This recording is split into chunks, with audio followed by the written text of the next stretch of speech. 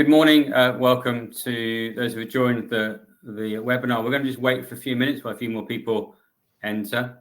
So please feel free to use the chat in the meantime. And if you have dogs like we've all got, put your dogs away. I'll seem to be yapping away in our background. Hopefully you won't hear them. But yeah, just give us another minute or so, and then we'll start.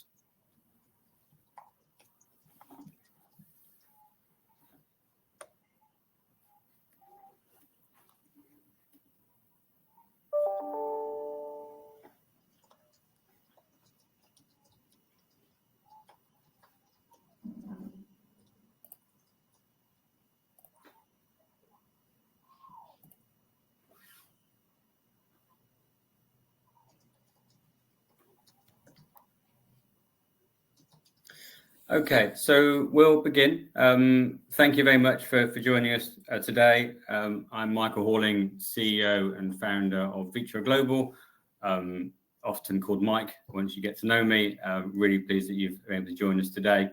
Welcome to the webinar on deep dive into skills-based transformation.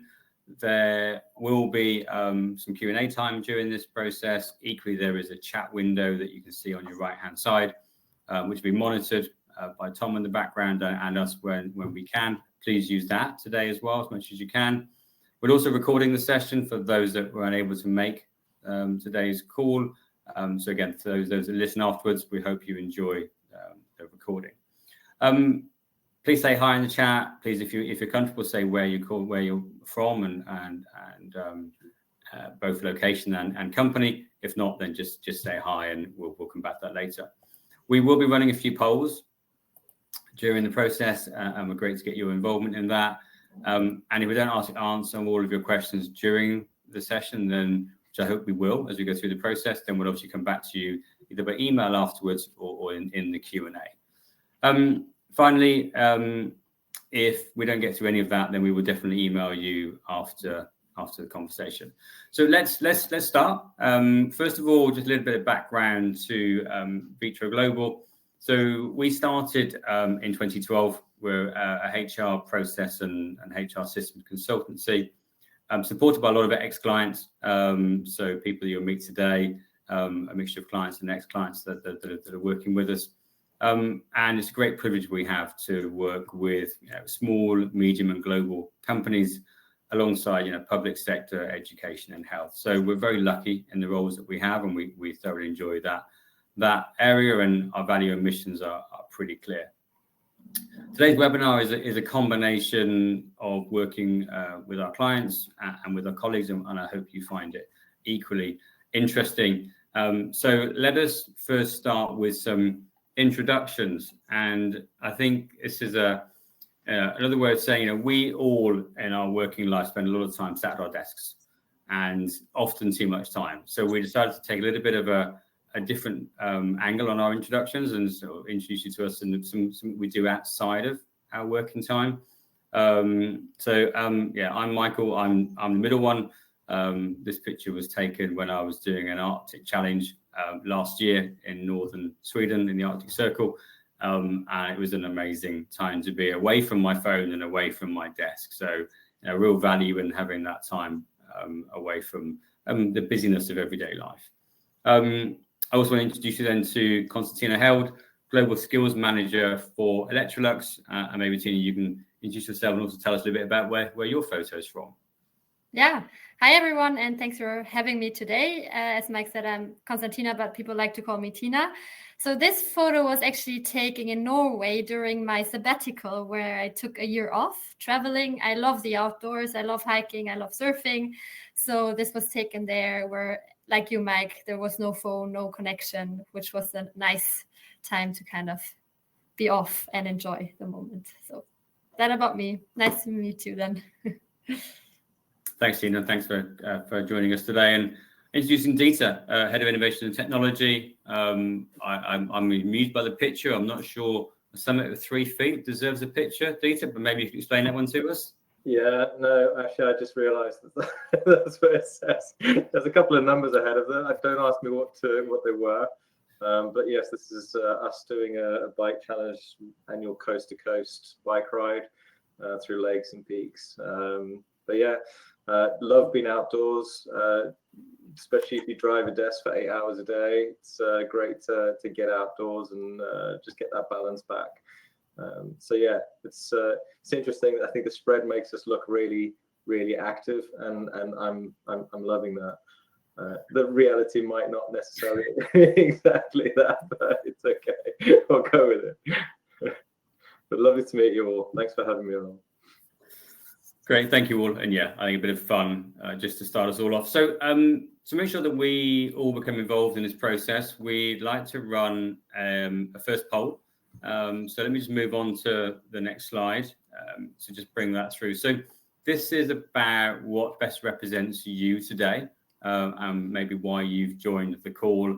So is it, I'm here to listen and learn a bit. I'm 99% ready to start my skills journey. We've started our skills journey and learning a lot in that process, and I know we all will during that process. And then skills is integrated into the organization from process and changing the way you work. And I think there's 4 statements. Love to see what your views are, and Tom in the background will flick this up when we get some of that feedback in. But I think we just also recognize that skills is complex because it touches lots of processes. So the principle is quite simple. We want to track skills, critical skills, common skills, specific skills in teams, but that goes across performance, across learning, and also allows you to begin to maybe look at some demand planning around resourcing and resource plans. And we know there's more of a movement towards skills now being the expression of the currency in the market. And it'd be great to, I see the poll coming now, great to hear what other people are doing as well around that. So you've got areas such as companies we've met recently, one large company that has very few skills, but everybody has the same skills. It's a one sort of focused industry sector in logistics, whereas when you're working with people in manufacturing or production and design, then you have lots of different skills being needed at different times in that process. And within that, there's a fast moving change in skills being called upon. We will go back to ChatGPT in September 2023, where an AI prompt engineer wasn't really a thing, and within 3 to 4 months, it's a very well paid salary now within a lot of technology industries. And that's where the pace of change is happening a lot. And using skills as that metric is an area that we're working with clients that we believe is one of the strong areas that can help to baseline where you are today, and then also help you track and advance as you go forward. There's not us, there's other experts we'll come on to in a second, but let's just look at this. So I think we're seeing here to listen. Great. Love that. Please listen and ask questions. And also great to see we've started. So we have a really good mix there of some that have started and some that are listening. Take advice from this call today, and obviously reach out to other peers as well. We've spent time working with Tina, with a lot of other companies. I'm not sure I should mention the names, but other companies which we've met with Electrolux that have shared their stories. People are very willing to share. So do ask them as well. But that's great. And more than I thought have started, which is fantastic to see. And Tina, I guess I'm going to ask you, what would your thoughts be on that as well? Regarding, you mean overall the skills journey? And so, and also the fact that our audience is sort of half and half today. Yeah, I mean, it's interesting. I'm sure you will hear. I can tell based on the discussions we had with external companies, there is a big interest. So a lot of people want to kind of get to know how to tackle skills-based journeys and how to look into that. So yeah, I'm here. I'm happy to help and provide you with critical insights on what we have also learned from our journey so far. But yeah, happy to hear that we have some people here who want to learn more. Good. Great. Thanks, Tina. And I think just to back that up in terms of what the experts are saying, and you may have seen these reports before. They're obviously completely on the web. So World Economic Forum, by 2025, 50% of employees need reskilling. And this is quite an interesting one, because I think that goes to the end point on the right-hand side, the Future of Skills report, which looks at 80% of the top 20 skills in demand today will change. And that, as we said, part of it's due to AI, part of it's just due to the way that roles are changing generally. But I think it just means that the market trends, upskilling, reskilling, and the workforce design for the future is now significantly, I would say, underinvested. I'm going to say a little bit. I think it needs more investment, it needs more time, but also people need to start the journey, and that can sometimes take some persuasion, especially around funding. I think the middle one, McKinsey, not addressing talent shortages leads to a 15% reduction in companies' growth. The actual true expression on that is growth in terms of revenue. Took the word revenue off of that, because obviously it's not all about the financial side at this point. This is all about understanding our workforce and their capability, and how we can help them achieve the maximum that they can achieve and make them empowered enough to drive forward. So it's a different way of looking at it, but McKinsey do it by economic revenue growth. But it gets a little bit heavy, so forgive us on that, but I think we just needed to just talk through that part. And I think just to bring it back to a little bit more of a practical nature, one thing we've worked with clients talking about is about ambition. And I think if you're from a technology background or an innovations background or HR, then you know that things have to move and change, and we have to set ambitions. And there was a great Instagram post of the week of a teacher teaching boys how to move from where they are now at, let's say, 11 years old, up to being in a League One football team. And it's all about taking small steps. They want to be in the league, but actually, are they prepared to do the work that gets them to the league and all the different milestones they meet along the way? And this is where I think we operate and work a lot, and Tina's also on the same journey with us, is we need to find the small steps along the way to get the business engaged.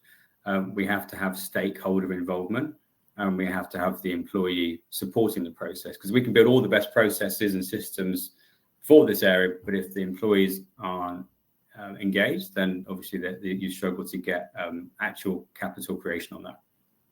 So I think this goes back to what we said about performance and learning and all the areas that our employees want to see benefits from, and how that skills can help drive part of that journey. So I'm going to pause there. We're going to change voice. I'm going to introduce Dieter again to come back in and to run a couple of slides. So Dieter, over to you.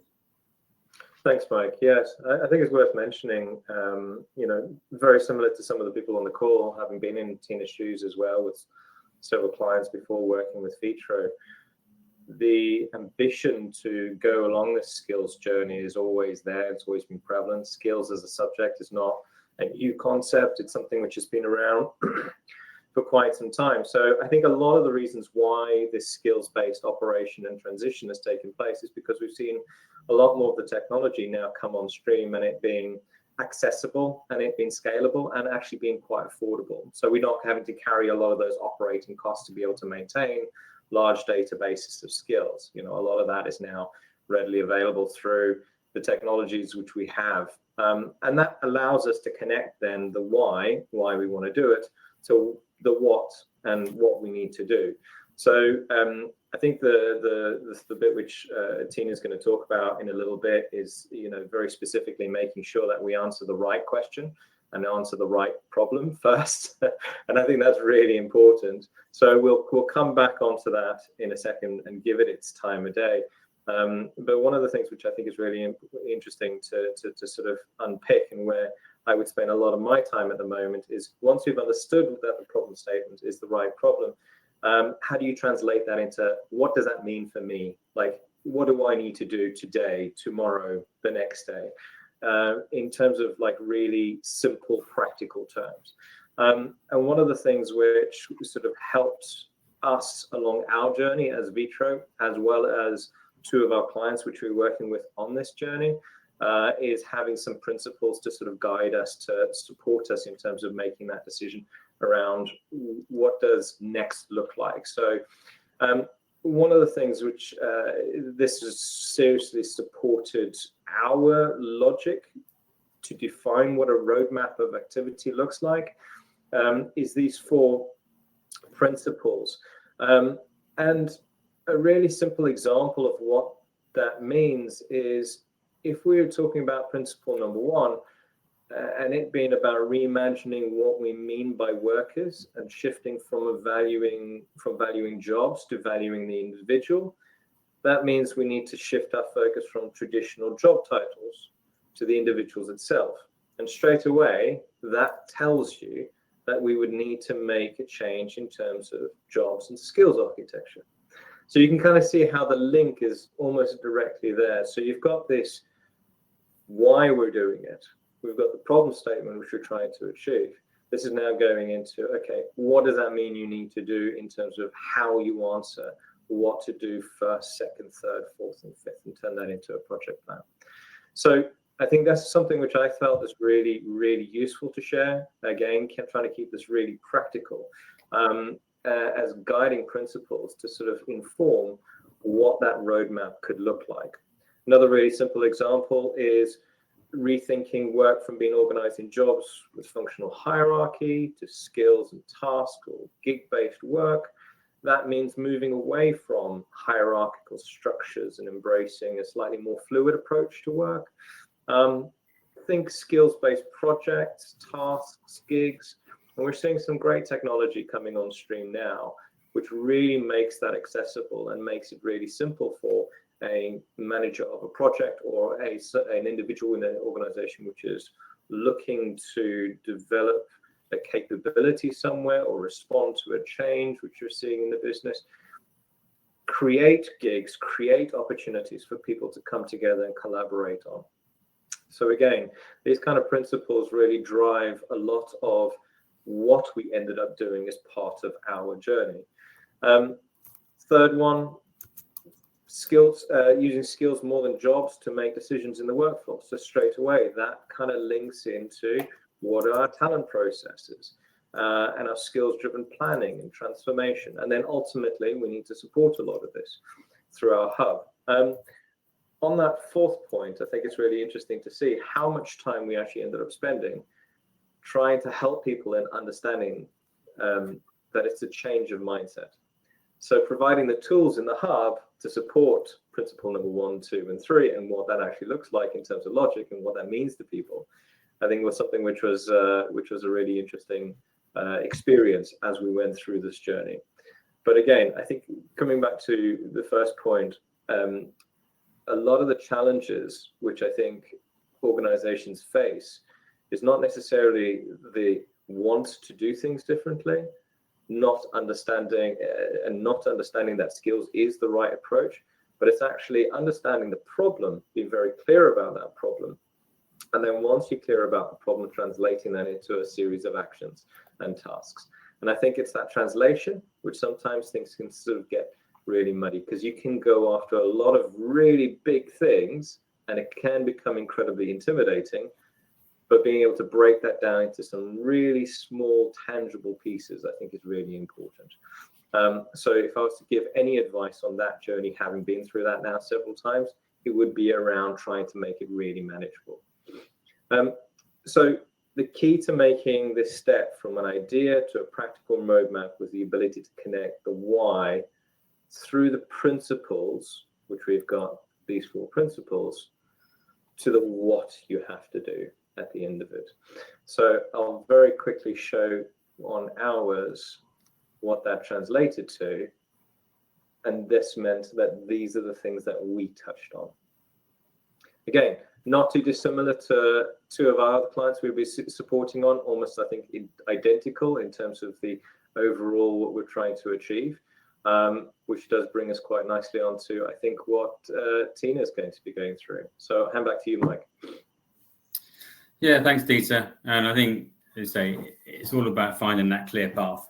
I think that's the part that I think people tend to need a little bit of guidance and support on. These sort of structures are really helpful. So thank you for that.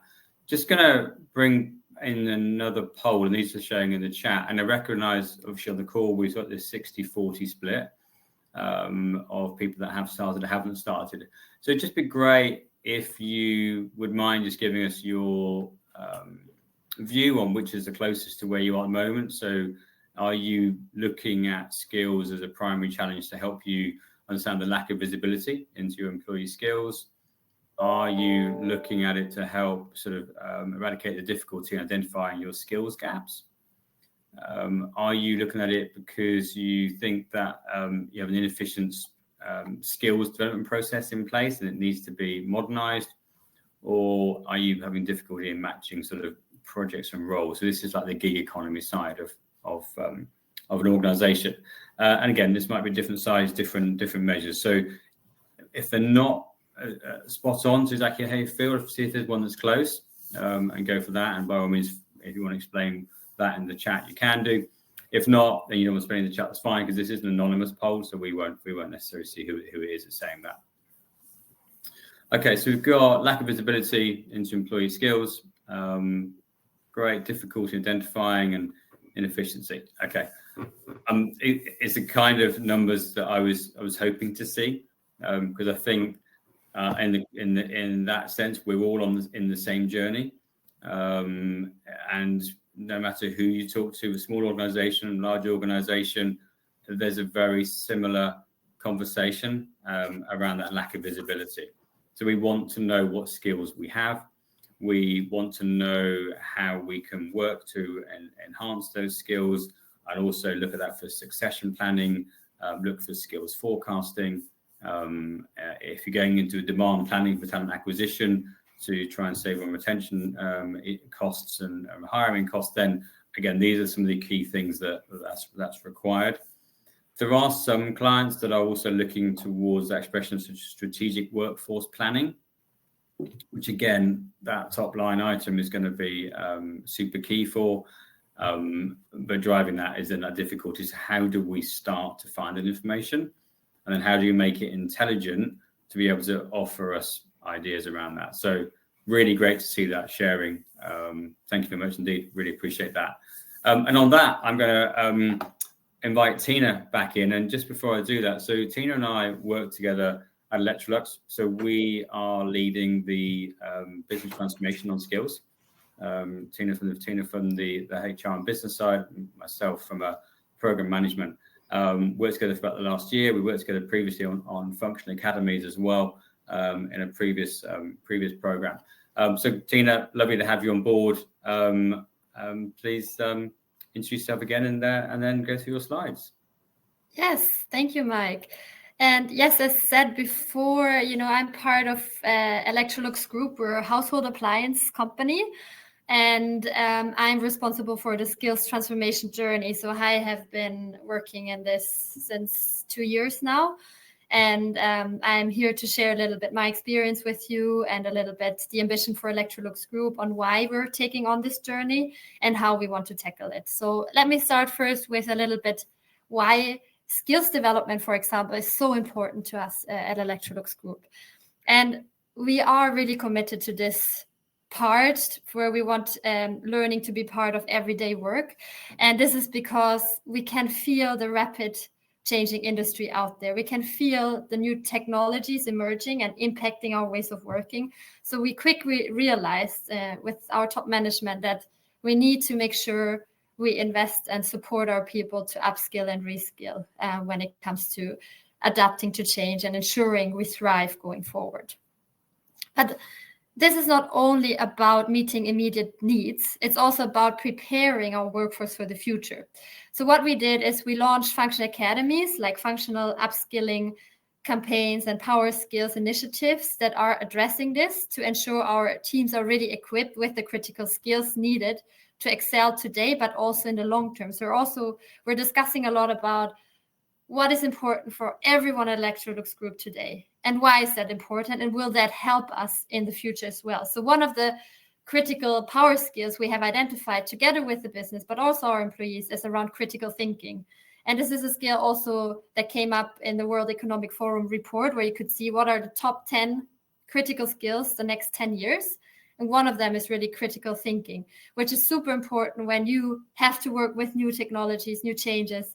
we want our employees to be explorers, right? We want them to stay relevant and continue developing. So critical thinking can also help them in achieving this, right? So that's one of the bigger reasons why we are committed to kind of skills development and why we see it's so important for our company for today and in the future. But now let me walk you through a little bit about our skills transformation journey and my take and experience on this. So when it comes to how we tackle the skills transformation journey, our approach is to truly make a difference and deploy skills-based practices is to, first of all, start with understanding the business reality and the challenges. Like Dieter said before, start to understand what is the problem, because then you can only drive impact because you're solving that problem that they have, right? So ask your business, what are they struggling with today? Start from there and don't just jump right away to solutions, right? Stay there, discuss it with the business, try to understand, okay, what is not working for you today? What are the challenges? What are you foreseeing for the future? And what is not working well, yeah? Because this will help you, as Dieter said as well, it will help you slice the elephant of skills because the topic is so big, but it will help you understand where should we start? Should we start in recruitment? Or should we start in learning? It will help you kind of direct your journey and help you kind of tackle this in a more structured way and that it makes sense and has an impact to the business.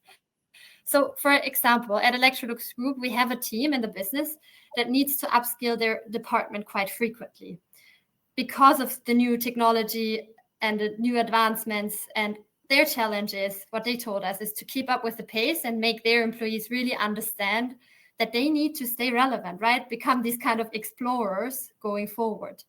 So here we identified our critical use case, which is the difficulty to keep up with the pace, but then also make sure our team is reskilling and upskilling themselves on a continuous basis to respond to these, changes and disrupting the ways of working. So once you have that identified, what I see, you have gotten the commitment from the business halfway already, because you're listening to them, you're talking with them, you're trying really to understand what is not working well and how can we help you with that. And that once you have identified these needs, ensure to partner up with key representatives in that area to develop and align on targeted skills-based solutions that address really each critical need, because then you can have a good plan going forward and you can also justify your solution. Because sometimes I see that in our company, from HR, we come with solutions where the business is asking us why, again, another HR project, right? But this is not an HR for HR project. This is a project for the business. So it's even more important really to sit down with them and really identify, okay, what is not working today? What are the challenges you have?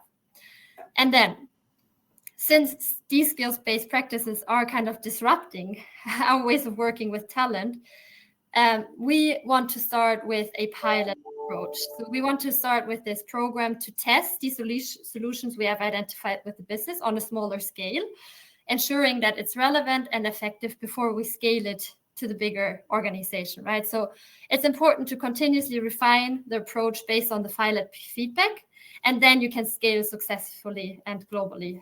So it has a true impact. Start small, make sure it's happening in a safe environment. Start with those business areas that are already understanding the benefits of skills-based practices, and then learn from that. And then you have a good buy-in from some key business leaders, and then you can pitch that to your top management and say, look, this has worked well. These are our outcomes. We suggest to kind of deploy this globally now. Okay. So some of you might ask, okay, looking at your journey now, what have been your biggest successes and challenges in this journey so far? So going back to what I said in the beginning, we at Electrolux Group, we aim to foster this learning culture that really supports professional development and personal growth. So we really want to help reimagine and reformulate an employee's idea of what learning is all about, what it can be, and how it can bring business impact to the organization. So one of our successes was our Power Skills campaign. And just to give you an idea of what are Power Skills. So Power Skills, we usually refer to them as soft skills outside, but they're much more. They're not really soft because they're really hard to acquire, right? So this initiative is a learning and development initiative that supports the company's kind of strategic direction and the overall need to continuously up and reskill our employees, also understand talent and future-proof, again, our workforce. So we at Electrolux, we really want to empower everyone to make learning a part of their job and shape their own development. So to identify and why this has been a success is because the feedback we received so far, people are super engaged. I think we had over 8,000 out of 17,000 non-production employees signing up for these campaigns. And why that was is because the feedback we received, it was relevant. It was about skills they need today in order to operate in this fast changing environment, because new things are coming. So for them, they really appreciated the campaigns we offered them, which were really about, okay, what is your critical gap today and what do you need? And how we tackle these power skills is by, first of all, talking again to the business, talking to our top managers, understanding, okay, what are you feeling in your organization? How you feel about upskilling, and what are the current needs in order for you to bring your business forward? So we had a lot of conversation with business leaders.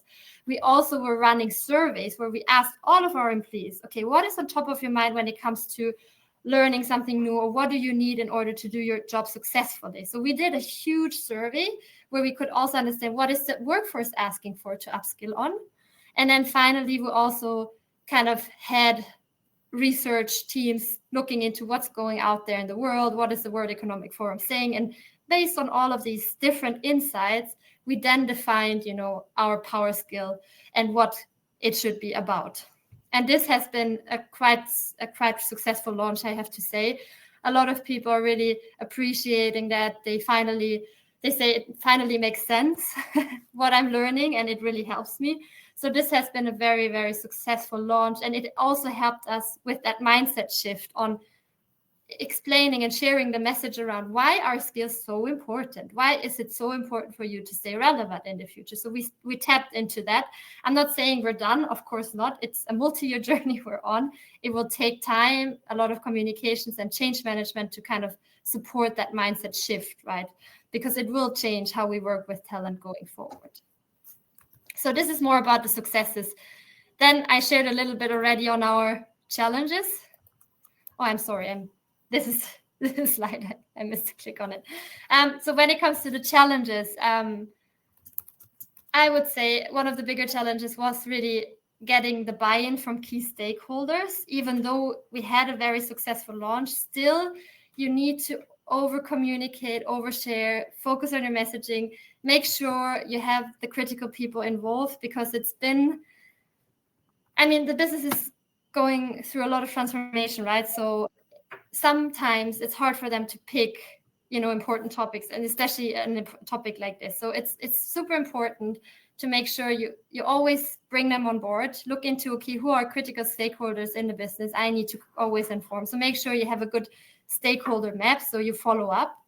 But then when it comes, again, connected to what I said before, invest 3 times more into change management and communication than you do in the project. Really, it's change management and communication is key for this to be successful. And we noticed that, right, Mike, on our way. It's super important. You have to communicate, over-communicate. And even when you think you're done, don't stop. Don't give up. I've been there. Make sure you bring everyone on board and always communicate and communicate. I think that is really, really key to this big transformation. Thank you. Thanks, Tina. And I think you're right. And just to echo that last comment as well, the communication side, as much as it's also has a higher frequency, it takes quite a while to get the story that resonates across all the different departments and teams within an organization. So don't underestimate how long it takes to get that messaging set up. But once you've got it, it's very powerful. It's incredibly powerful. And yeah, now, Tina, I think it's interesting to going back to power skills and function academies and hearing you talk through that as well. Would you say that they were good foundations for almost like encouraging the conversation around skills within Electrolux, or do you think at that time they were driven by something different? I would say half-half. talking to specific business areas, it was easier because they knew, oh, you're talking about skills. Yeah, it's connected to power skills. So they kind of drew the connections. But then with other areas, I felt like they also weren't sure about the purpose of power skills. So we have, I would say it's a mixed feedback I received. So we still have to work on our messaging and communication about why skills are important. So what we're saying is it's not stopping with, it's not ending with power skills. So we're continuing to make sure, how can we talk more about skills in our performance processes when leaders talk to their employees on, okay, how can you make sure you also think about your skills development? So we're tapping into different areas to really understand, okay, how can we drive the message across stronger in also all the practices we're doing. So it really sticks with everyone on that this is super important going forward. Yeah, thank you for that. Yeah. And then I think just to touch on one other area. So we talked about learning in there, and obviously the power skills being part of that. But also I think one of the key areas that we've worked on together is having the right content that has skills tagging built into it, because you may find that your current content you have in your LMS or you have a system you're using to control that may not have skills. So do look for skills against content, because then it naturally tags the employee with those skills once they've passed that training completion. So again, it helps you to enrich the system in the background for then doing your intelligent work around skills. Yeah, I think it's been a long journey, Tina. I think we're still on that journey as an organisation and together. Dieter, I'm also interested from your side. You've worked with other clients on the same process, and I'm thinking around how that sort of scales. So obviously we're working with the clients at different sizes, and just what are some of your views of Tina's slides and how you think that would help and guide other clients as well? Well, I just wanted to pick up, and I've dropped it into the chat as well, something which Tina said right at the very end. It's around the communications and buy-in. A lot of people who are in the organization have had experiences of this. Like we said, skills or skills matrices historically have always been around, and they might not have been necessarily used for the right purposes, or they haven't necessarily been able to be successful because of a series of things. So trying to get that, using the communications and the change management, it's vitally important to try and generate that advocacy. I think there is a shift in that mindset, which kind of goes from, this is a problem which is going to come back around again, and it's another HR thing, to changing that mindset to it being, here's something we can solve together. Here's something which we can positively impact on people's lives. And I think that's the fundamental shift, really, is trying to sort of really instill a real understanding that this is a shift from a job-based operation to a people-based operation. And by proxy, you get all of the benefits of doing that. But it needs explaining. It needs detailed communications for people to really understand the why behind it, so it can carry the integrity which it needs, because it's not a done to, it's a collaborative experience which people go through, and I think it dramatically it changes the dynamic within an organization. So I think, if anything, I think that's the thing which is really, really important. In terms of your question around scale, yes, for us as a small SME, yes, it's much easier. Let's be honest. But Tina, you touched on it a second ago. You're talking about a multi-year journey for a enterprise level organization, which is of tens of thousands of employees. You can expect that scale to be completely different and its complexity to be very different. But that said, there is real value in being able to use that intrinsic motivation, which you get through gain share. So working with team members which are bought into this as a concept, and proving that and having them as your advocacy team or your champions within the organization is definitely something which I think is, if you're looking to focus on anything, it would be that. So pick a problem, fall in love with that problem, find a team which is able to support you in being able to solve that problem. And then it's up to you to just manage it incredibly well through your project management skills, your capabilities as a team member, which is able to implement change. So no, again, I think the only thing which I would like to validate, if not that Tina needs it, but just to reiterate and highlight, is that change management aspect in terms of so really getting people to buy in and understand the principles really will drive the integrity, drive the trust, and as a result, you have motivation through gain share. So I think that's a really, really important point. Thanks, Dieter. And I'm just going to pick up a couple of questions that are coming because I think they're really relevant to this particular part of the presentation. So, question from Amelia: do you have any tips? I think this is Tina's. I'll start with you if you don't mind. But do you have any tips on helping to change the mindset of senior leaders to seeing why a skills-based approach and strategic workforce planning, especially when they're busy running around? I think that's one that we know quite well. Yeah. Thank you so much for asking a question. Very valid point. And again, coming back to my point I shared before, what's important is that you have to meet them on the same level, kind of, and not come to those senior leaders and say, look, I have a solution for something. They feel like you don't really know of anything, right? So it's important that you try to have a good relationship with these people and try to understand, okay, what is your reality? What is challenging? And then come in with, okay, potential solutions on how you can exactly tackle this issue that they've been struggling, let's say, for a couple of years, right? So try to make sure you meet them where they're at and not come in, like I said before, with an HR initiative and say, hey, we need this. And then the business will be resistant, saying, why are we doing that again? Not another HR project again, sorry. But that's why it's so important you meet them where they are at. You try to understand their realities, try to understand, to use their words on how they describe their challenges, and then transform that and translate that into then skill solution and how skills-based practices can actually support them with these needs. So this is, I think, what's super, super important. Brilliant. Thank you for that, Tina. And I'm going to then pass one question to Dieter from Amanda, interested in the technology challenges you may have encountered and time spent engaging business areas, from step one to implementation to putting skills to work. Dieter, there might be partly you and partly Tina, but do you want to start with that one? No, I think it's a valid question. And actually, Tom in our team, he shared a piece with me yesterday which showed skills-based implementation and what its kind of makeup is. And technology only constituted about 5%, and change management, I think, was the chunkier part of that, around, I think, as much as perhaps even 60 or 70%.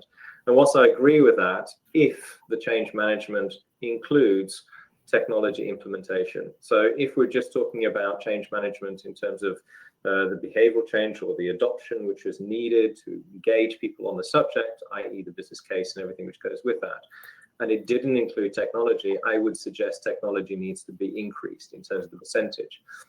So I said it right at the very beginning, a lot of this, our ability to do this, is now available at scale, small or large, because the technology has come on stream.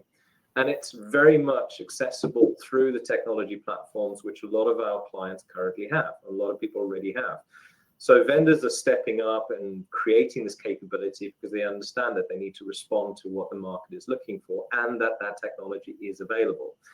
So if that technology is there, you still need to go through a process of implementation. And it's that process of implementation of that technology, which I think is perhaps slightly underrepresented sometimes. And that's where working with your vendors is really important, to understand what does this translate into in terms of real practical steps for me to harness this behavioral analytics, this human insight, which I'm going to gain as a result of going through this process. So I think as long as that's considered, once that capability is built within your technology stack, I think that's when a lot of this change management capability really comes on stream, because it is great. There's some amazing. I noticed we've got TechWolf on the call. I mean, it's just a huge advocate of teams and technologies which are doing a lot of work around this space. And it is amazing. It genuinely is. The ability to have access to this type of information. 20 years ago, I'd be I'd be in a completely different stratosphere in terms of being able to harness capability. So a lot of this stuff is coming on stream, but we mustn't underestimate the implementation of that technology into your existing stack to then be able to know how you go about approaching skills based from a very practical sense. So don't underestimate that. And then at the same time, don't overestimate it, because like I said, you never know. You might be working with a partner which has actually got this very right, and actually your needs are very small. And then therefore the whole focus can go on the people which you're talking to. So again, it's a good question. Yeah, thanks, Peter. Just conscious of time, I'm going to just pick up here, Suzanne. So thank you for the question. Those on the call, how can technology providers help teams challenged with faces around stakeholder buy-in? I think this is one of the key areas we talked about earlier on. The mindset shift is a key part of a skills transformation. The readiness of data is part of that process, and then the right vendor. So I think there's a vendor selection process, which I think is partly aligned with, can the technology provide the solution? Yes, there are a number in the market that can.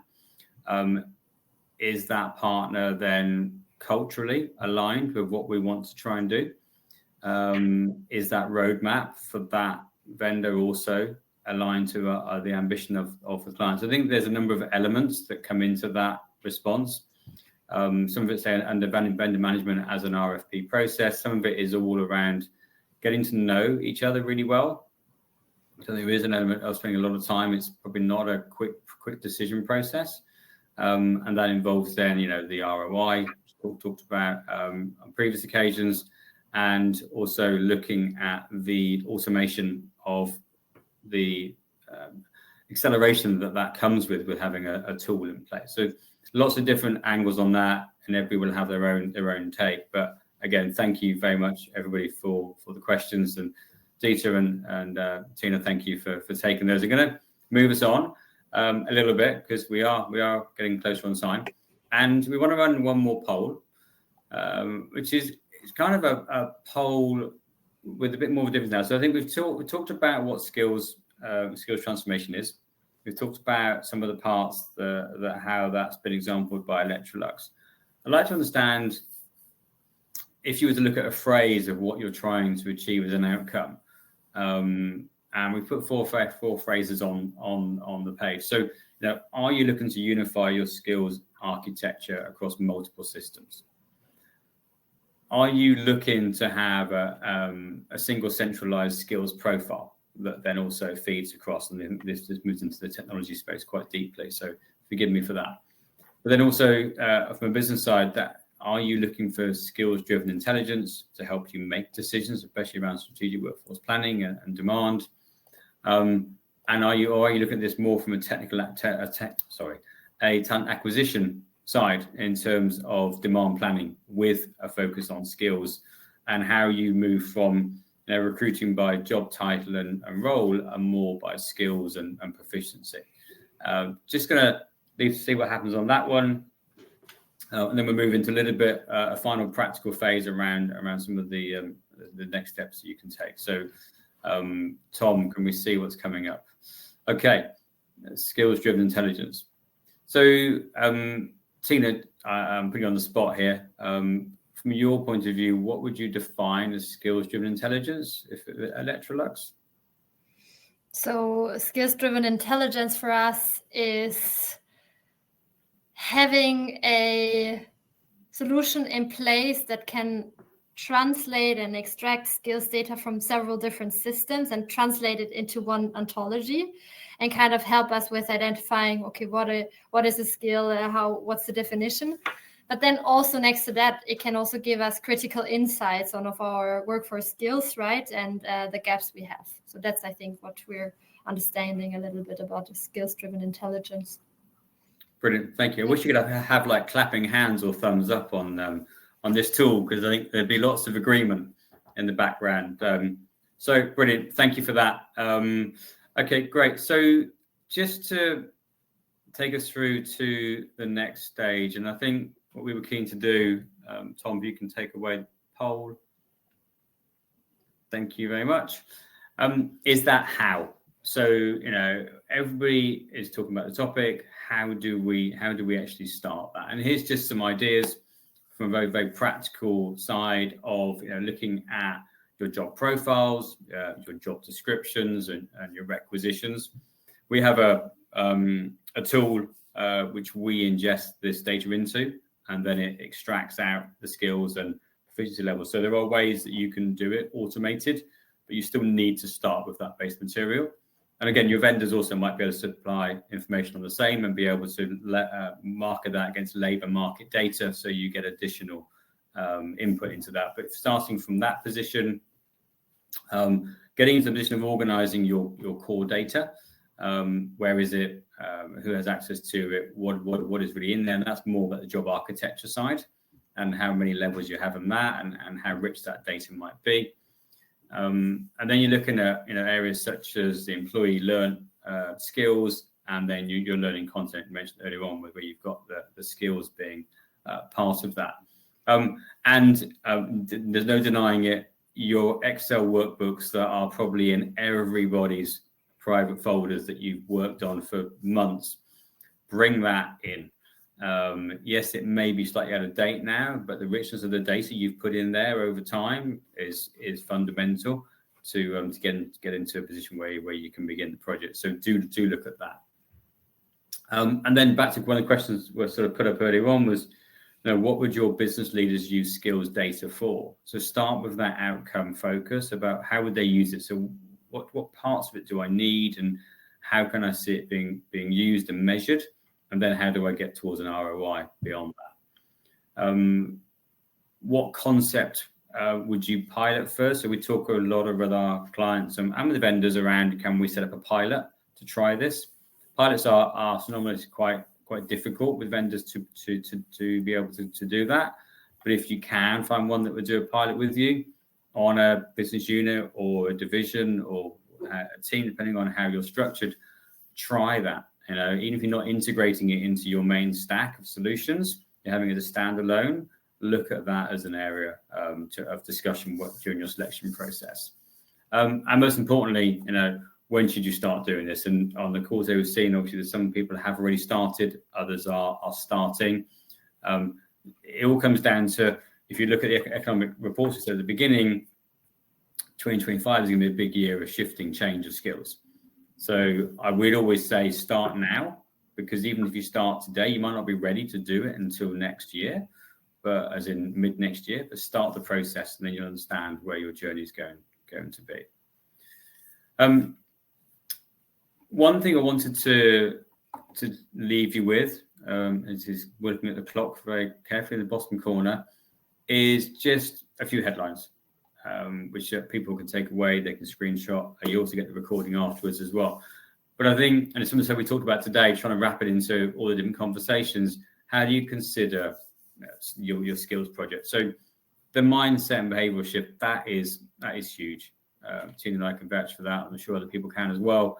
And with that comes that comms and change management part that we've talked about. There has to be an organisational demand for your skill. And that comes from the seniors. It can't just be pushed up from the team. It needs to come from a senior leadership team, and there needs to be management around that to make sure that is commonly known and driven towards. Have skills governance, so that you start to control what skills you want to capture. So what's your critical skills? Because otherwise you don't want to capture maybe every skill. If you tend to pass in CVs, you'll find that people have done rock climbing or yoga teachers or fine dining, front of house. Those skills are great in certain roles, but not necessarily in what you need today. So look at your critical skills. Data with skills we talked about, content with skills we talked about. Back to Dieter's point, that's what's in it for me. So as an individual employee, why should I want to invest my time by giving you my skills? From a people leader or manager, why do I want my team to tell me what skills they've got, and then from senior management, what am I going to gain from this? There has to be an opportunity of gain in some way. What does that value become in real terms?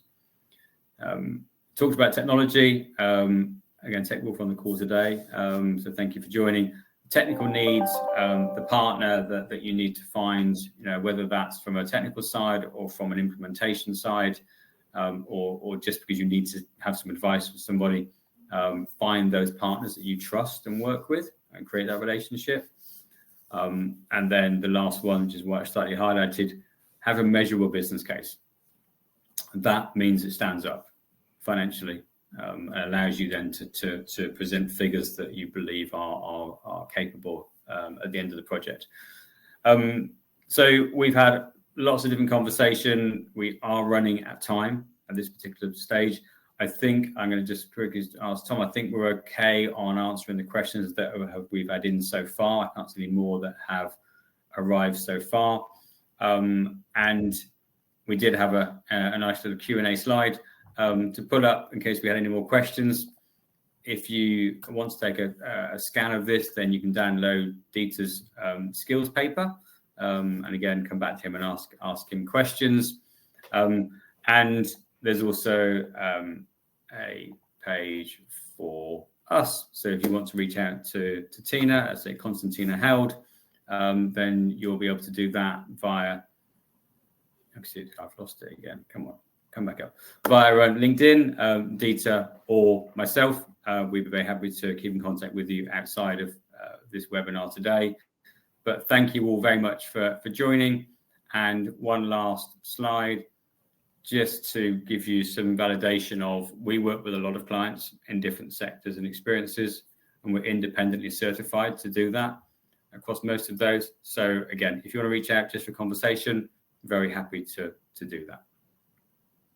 So once more, Tina, thank you very much for agreeing to join our webinar today. Really appreciate you taking the time, and thank you for the conversation.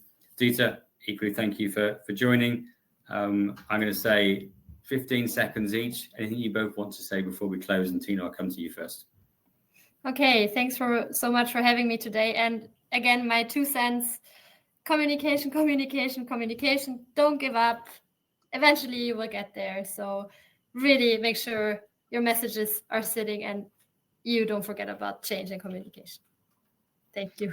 Yeah, no, echo that. I think the only thing to say is, having been in L&D and development for many, many years, I've never found us so close to being in a place where we can really mobilize behind capabilities and skills. And it's been a thing which we've been working towards for many, many, many, many, many years, as what we can do now, thanks to technology and stuff being on stream. So now is a fantastic time to invest and reinvest in these things. Brilliant. Then I'm trying to take the slides away so we can see our faces before we go. It's taking a while. Brilliant. Thank you all very much indeed. Have a great day, everybody. And if you listen to the recording afterwards, I hope you enjoyed it and look forward to hearing from you.